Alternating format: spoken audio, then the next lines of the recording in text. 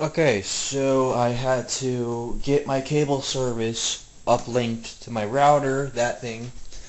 And now I restarted my computer, I restarted the router, now I need to log back in. Let's see.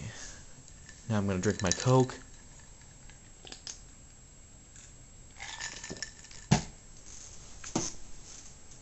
There's Crystal.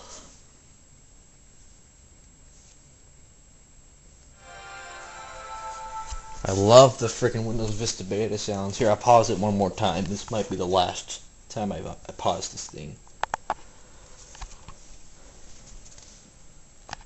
Okay, so I got my two new routers and my old internet back up and running, so I won't have my internet crashing too often, if at all.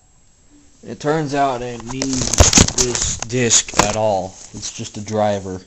Well, it's a driver for that thing if I wanted to use a USB to connect it to here, which is a complete waste.